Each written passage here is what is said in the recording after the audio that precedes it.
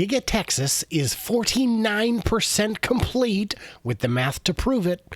I'm Brian. Welcome to My Tesla Weekend. They are going to build your CyberTruck in Austin, and the factory pace has been plenty bonkers this week, though not as crazy as we've seen in the past, at least in terms of the tracker. This tracker is meant to provide a high-level overview rather than digging into the finest details, so not everything is captured. So even though things have surely sped up, the progress looks pretty stable. That's a good thing. We'd rather see a flat trajectory than a wild S-curve, since all we really care about is how soon the factory will be done and when it will start producing vehicles. There's a giveaway at the end of the month, which I'll explain at the end of the video, but the quick word is that all you need to do to enter is leave a comment and or subscribe and you're in. More deets at the end. So here are the measured elements with a quick explanation and an update for each. But first, a quick reminder to actually hang out until the end, because that's where all the best charts and graphs are. A lot of you guys leave before it's over. Skip ahead if you must, but don't deprive yourself of the best bits of information. Here's the elements. Site prep. This includes everything necessary prior to the foundation work. Clearing, grading, generally preparing the land for the placement of footings. This has been stuck at 95% since the tracker started, since the site was essentially done back in December. There's been a lot of advancement and improvement in these regards, but they haven't been captured by the tracker since they were just work or rework of the initial 95% of the site already counted. This isn't a bad thing, or really even a thing. It just means that while they may have been overestimated initially, even going back to do rework hasn't added time to the overall project. As soon as the footings or other finished work exceeds 95% of the Mega Emerald footprint, this figure will increase, but until then, it just remains a fine resting point. Footings. While these may not seem like a big time, cost, or energy sink, they certainly were in Texas, and a clear milestone along the way to completion. The tracker generally only counts the footings once they're mostly complete, though some averages are taken into account.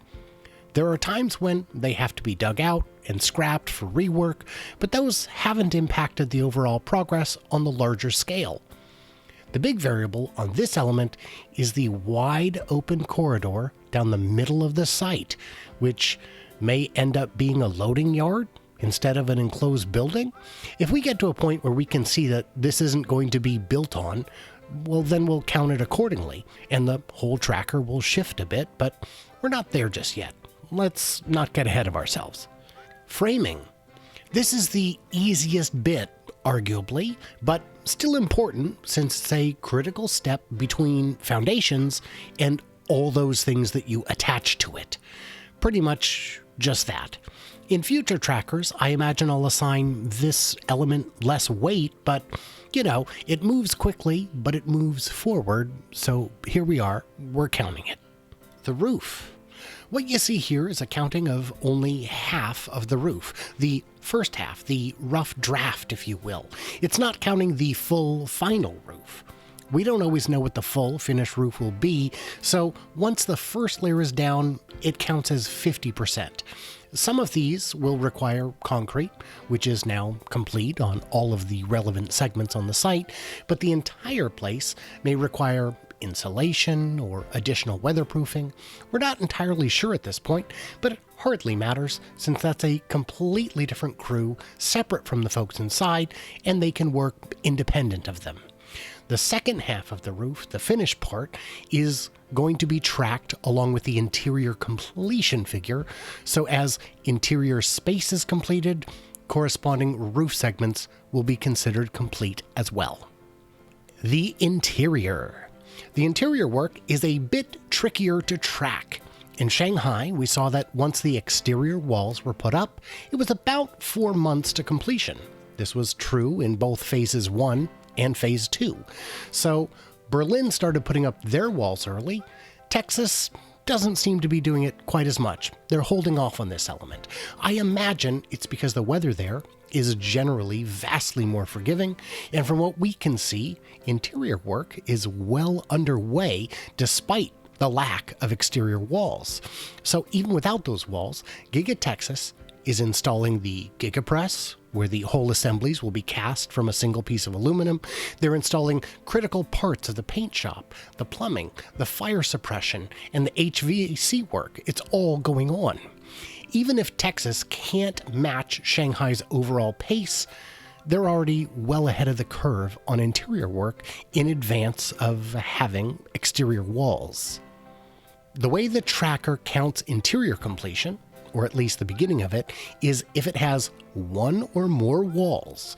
One wall segment doesn't count, but if there's 3 or more exterior wall segments in a row, it counts the ones away from the element, and all of those from there at a 45-degree angle away from that wall. If you've got one wall and you're 40 to 50 feet from the elements in any direction, you're good. You're in interior space. So to explain the interior completion math, whichever segments have walls and we're kind of counting, they begin their 17-week progression towards completion. The first week, the tracker noted finished walls. There were only a few segments, and all of those will be fully realized and counted at the end of 17 weeks.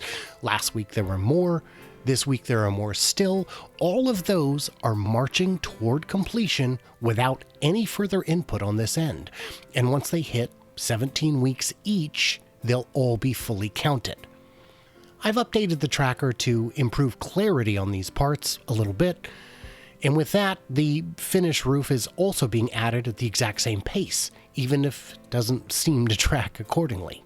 We don't know what the pace of roof completion will be or what it will look like, so this seems like a reasonable bit of guesstimate. So let's take a look at the site map and how it's progressed week by week.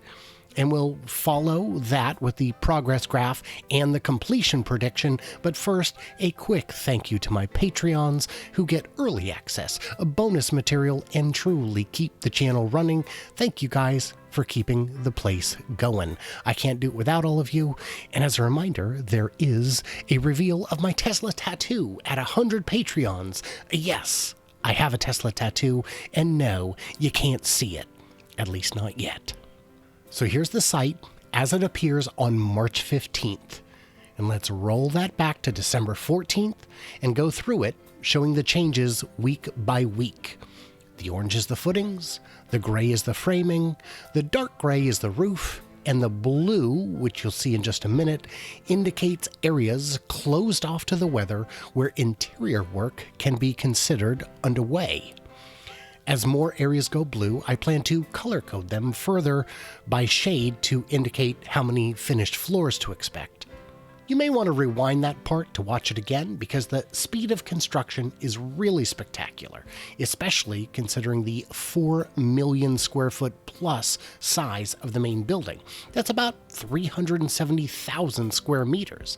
It's pretty monumental in scale, and I have a video coming up about that soon, but click to subscribe if you want to see it, since it's the only way YouTube knows that these are the sorts of videos you're interested in. So here it is, and here you go. At the current pace, Giga Texas will be done in a total of 485 days, with completion on or about November 18th of 2021. And here's the weekly progress graph. The site, as of today, appears to be 23% single floor, 61% double floor, and 16% 3 or more floors. I've been asked to start tracking 4 floor areas since they seem to be more and more of the site, so I'll work on that in the coming weeks. And for those of you worried about the floodplain, the Colorado River is on average about 50 feet lower than the site of Giga Texas. I know, not super climactic, but it's good information to have. And how has the tracker changed over time? Well, back in mid-December, when there was essentially nothing erected, it predicted a December 18th, 2021 completion, and today, it's within a month of that, despite all the amazing progress that's happened, and the delays, all of it. So I guess I'd tell the haters that when they come to the Northwest, they should try out Spud's Fish and Chips for the best beer-battered tasty fish in town, and maybe if they want to show off their nothing burgers, head to Dick's Drive-In with their criticisms so they can eat a bag of dicks. Hey, even as wobbly and unsure as the early math was, I mean, it's thus far proven to be awfully dang consistent, which is more than I can say of the spray foam turds in the comments. Yeah, they're getting quieter as the weeks go by. It's fine. So if you want to be part of the giveaway, there are 2 ways to enter. You can become a Patreon for prize 1, or just comment and or subscribe for entry to win prize 2, or, I don't know, do both to get entered into both drawings. It's just that easy. So what did I miss or misunderstand? Hey, give me an earload in the comments. Stay tuned, stay juicy, and I can't wait to hear from you clever robots, maybe even on my summer road trip when we get down to do or die time. And I will talk to you then, if not sooner.